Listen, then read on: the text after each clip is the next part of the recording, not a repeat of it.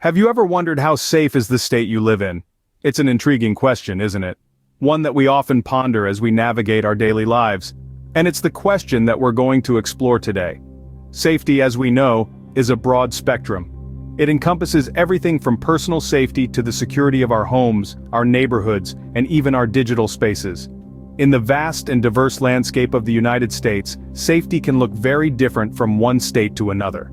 Some states may have lower crime rates, while others may be more prone to natural disasters. Some might have stringent safety measures in place, while others may not prioritize these aspects as heavily. Now you might be wondering, which is the most dangerous state in the US where you should think twice about living? That's a question that's not as straightforward as it might seem. There are many factors to consider: crime rates, natural disasters, road safety, and even the availability of healthcare.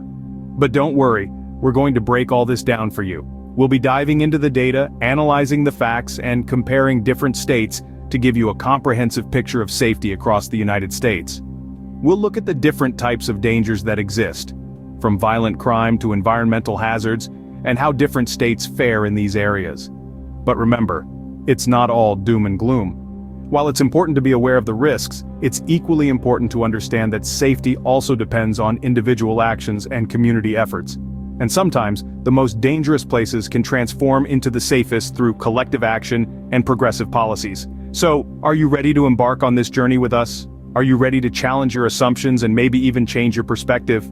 Well, buckle up because it's going to be a fascinating ride. Stay tuned as we delve into the facts and figures that might just surprise you. We've all heard stories about crime in different states, but what do the statistics actually say? When it comes to crime rates in the United States, it's a mixed bag. Each state has its own unique set of circumstances that contribute to its crime rates, making it a complex puzzle to unravel. For instance, let's consider violent crimes. These include offenses like murder, rape, robbery, and aggravated assault. In the past year, states like Alaska and New Mexico have sadly topped the list, with rates significantly higher than the national average. Now, shifting gears to property crimes, which encompass burglary, larceny theft, motor vehicle theft, and arson. Here, the landscape changes. States like New Mexico and Louisiana have been grappling with high property crime rates.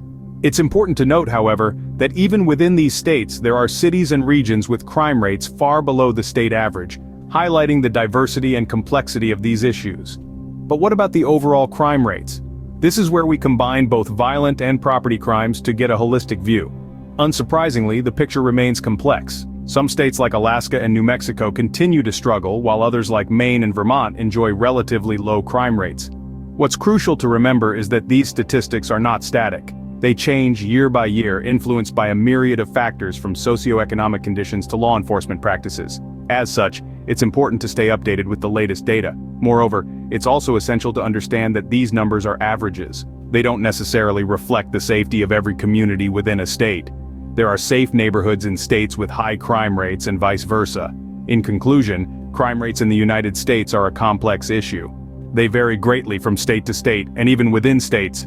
It's a dynamic, ever-changing landscape that requires constant vigilance and understanding. As we can see, the crime rates vary greatly from state to state, painting a complex picture of safety in America. But crime rates are just one side of the coin. Let's flip it over and look at the safety measures in place across different states.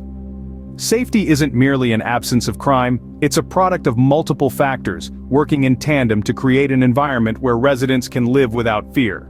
To achieve this, states have adopted a range of safety measures. Let's delve into some of these. Firstly, we have police presence.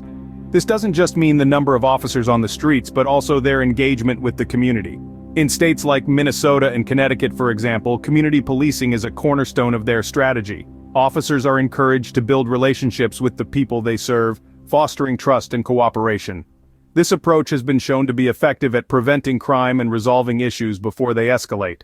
Then, we have community programs. These initiatives aim to address the root causes of crime, such as poverty, lack of education, and substance abuse.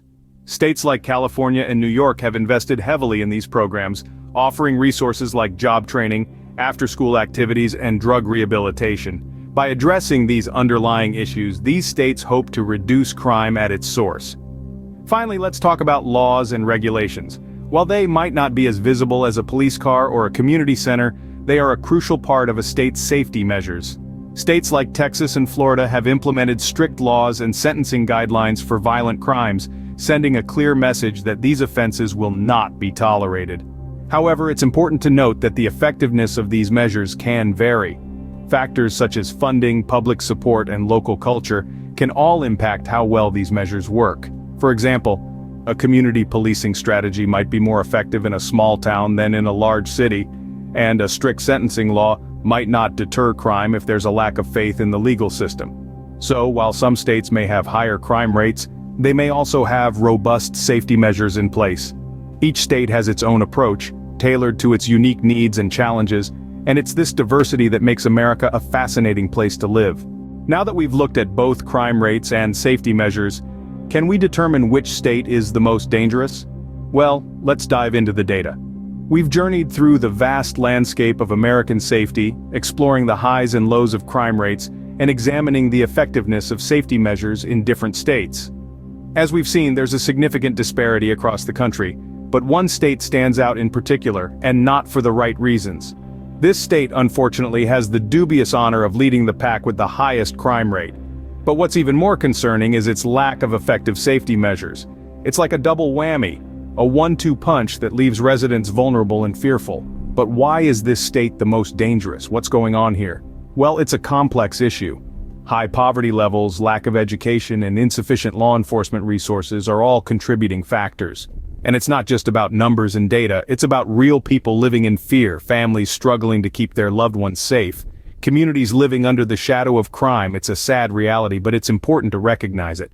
By shining a light on these issues, we can start conversations, raise awareness, and hopefully inspire action. Change is possible, but it starts with acknowledging the problem. And let's not forget, danger doesn't define a place. This state, like all others, is home to countless individuals who are working tirelessly to make it a better place. Their resilience, determination, and spirit are a testament to the human capacity to rise above adversity. So, before you pack your bags and head for the hills, remember, every state has its challenges. But with awareness, action, and a commitment to change, we can work towards safer, more secure communities across the country. So there you have it, the most dangerous state in the US where you might want to think twice before moving. But don't let fear dictate your choices. Instead, let it inspire you to be part of the solution, because together, we can make a difference. So what have we learned today about the safety of different American states? We've traveled a long path, virtually of course, across the broad spectrum of the United States, examining the safety and crime rates of its many states. From the Pacific to the Atlantic, we've explored the varying levels of safety and how different factors contribute to each state's unique situation. We delved deep into the crime rates, comparing the numbers and assessing the most common types of crime in each state. We saw how some states have higher rates of certain crimes, while others have managed to keep their numbers relatively low. These disparities revealed the complex nature of crime and safety in America, showing us that no two states are exactly alike. We also took a closer look at the safety measures in place across the states. We learned about the different strategies employed to maintain peace and order, from advanced surveillance technologies to community policing initiatives.